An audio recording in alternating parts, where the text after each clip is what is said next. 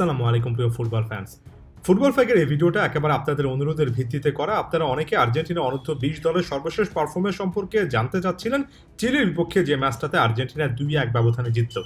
এখন এখানে শুরুতে একটা জিনিস বলে নিচ্ছি, নানা রকমের ব্যস্ততার কারণে প্রতিটা একেবারে ম্যাচ বাই ম্যাচ দেখে কভার করা সম্ভব হচ্ছে না। যে জিনিসটা আমি করার চেষ্টা করছি, এক দুটো ম্যাচ পর ওভারঅল একটা আপডেট বা ওভারঅল কি অবস্থা সেটা একটু ব্যাখ্যা করার চেষ্টা করছি। যত টুর্নামেন্টটা আরো গভীরে যাবে, অর্থাৎ যত বেশি করে আর্জেন্টিনার সামনে ম্যাচ আসবে, তত বেশি করে যদি পয়েন্ট টেবিলে আর্জেন্টিনার অবস্থানটা সেই রকমের হয়, তাহলে আরো বেশি করে ব্যাখ্যা করার চেষ্টা করব।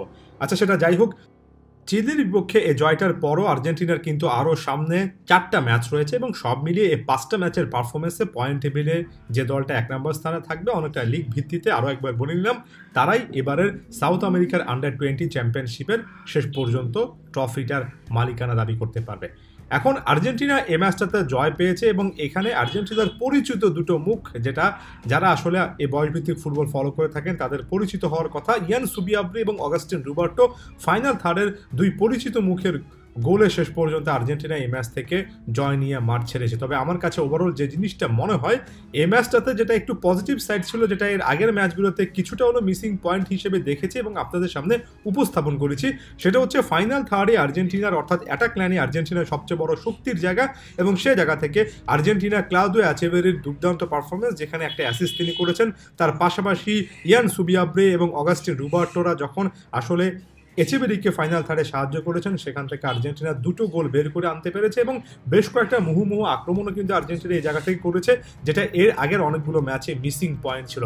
আপনি যদি প্রথম গোলটা দেখেন ইয়ান সুবিয়াব্রের, সেখানেও এচেভেরির একটা ইনভলভমেন্ট ছিল এবং পরবর্তীতে অগাস্টিন রুবার্টো একেবারে পারফেক্ট একজন নাম্বার 9 হিসেবে প্রতিপক্ষ ডিফেন্ডারের সঙ্গে টাসেল করেছেন এবং সে টাসেল গেমে জয় পাওয়ার পরে ম্যাচের স্কোর শিটটা আর্জেন্টিনার পক্ষে 2-0 করেছেন। তবে এর আগেও বলেছি, আরও একবার বলছি, যে জায়গা থেকে আর্জেন্টিনা গোল কনসিড করেছে, সেখানে আর্জেন্টিন ডিফেন্ডার বিশেষ করে 14 নম্বর জার্সি পরিহিত রামিরেজের একটা বড় রকমের ভুল ছিল এবং পরবর্তীতে 8 নম্বর জার্সি পরিহিত দেলগাদো কিন্তু বলটা ক্লিয়ার করতে পারেননি।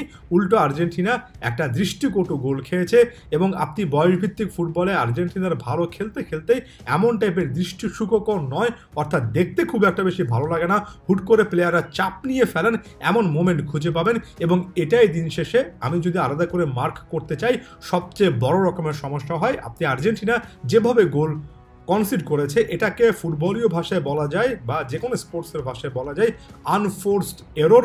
অর্থাৎ এখানে প্রতিপক্ষে এসে আপনাকে সেই লেভেলের ফোর্স করেছে, সেই লেভেলের হাই প্রেসিংয়ের কাছে আপনি অসহায় হয়ে গিয়েছেন।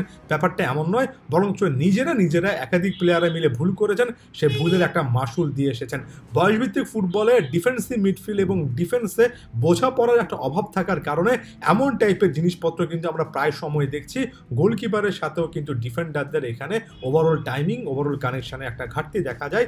তাই এর আগের অন্যান্য টুর্নামেন্টের মতো এমন টাইপের টুর্নামেন্টও কিন্তু দিন শেষে এটা সবচেয়ে বড় প্রশ্নের জায়গা থাকে, কারণ আপনার ডিফেন্স কিংবা গোলকিপারের মধ্যে যদি বোঝাপড়া অভাব থাকে, যদি আপনি এমন জায়গা থেকে প্রেশার নাই এমন সিচুয়েশনে গোল কনসিড করে আসেন, তখন আসলে বারবার করে গোলকিপার ডিফেন্ডার বদলিও আসলে কোনো লাভ হয় না, যেটার চেষ্টা গোলকিপিং পজিশনও কিন্তু এবারও দেখছি, এর আগের টুর্নামেন্টও দেখছি। আপনি ফাইনাল থার্ডে একজন ক্লাউদিও এচেভেরির পরিবর্তে কিংবা তাকে মাঠে রেখেও ফ্রাঙ্কো মাতান্তুনের মতো একটা প্লেয়ারে চলে যেতে পারেন, একটা অপশনে যেতে পারেন, আরও বেশ কয়েকটা অপশনে আর্জেন্টিনার কাছে আছে।